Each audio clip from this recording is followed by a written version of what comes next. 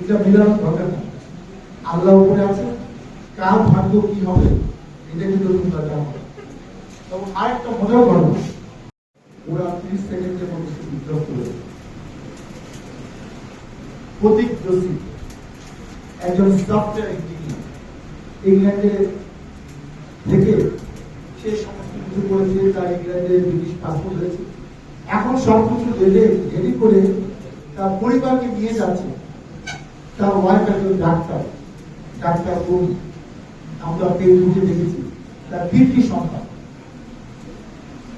বসে আছে, কি হাসি করছে। অনেকে প্লেনের ভিতরে ছবি তুলে সেগুলা পোস্ট করে রাখছে।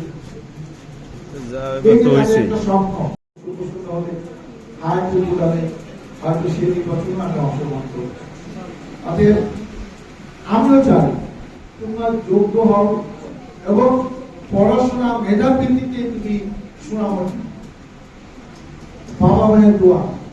আমরা যখন ছোট ছিলাম, আমার আব্বা তার বন্ধু বান্ধব যখনই আসতো আমাদেরকে ডেকে এনে ট্রেন এক্সিডেন্ট, বাস এক্সিডেন্ট, আল্লাহ কার জন্য কখন যে কি বিধান রেখেছেন এটা কিন্তু আমরা জানি না।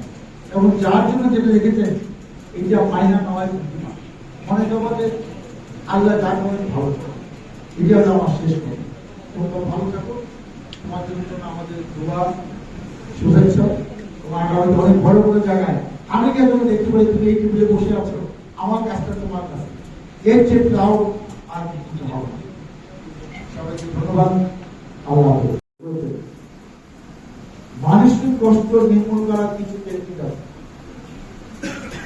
তুমি একটা পথ পাও না, তুমি একটা ভালো রেজাল্ট করার কথা রেজাল্ট করে না, তুমি এমন পরীক্ষা কিছু ছাব্বিশ তুমি পরীক্ষা দুটি একটা যে ভালো রুটিন হয়েছে, বাংলা প্রথম পত্র 26 তারিখ, 29 তারিখে দ্বিতীয় পত্র, 1 তারিখে ইংলিশ প্রথম, 3 তারিখে ইংরেজি, মানে 2-3 একটা গ্যাপ দিয়ে যে সমস্ত জুলাই মাস শেষ 31 তারিখে তুমি পরীক্ষা রুটিন আমি দেওয়া করেন। এই পরীক্ষার রেজাল্ট সবার ভালো হবে। যে ভালো করেছে বেশিরভাগ ক্ষেত্রে তার ভালো রেজাল্ট হবে, ভালো পড়ার পরেও নাকি ভালো রেজাল্ট হবে। সেটা নিয়ে আমি আলোচনা করতে চাই। রেজাল্ট ভালো হবে এবং এই রেজাল্ট একটু খারাপ হয়ে জীবন ধ্বংস হয়ে যাবে।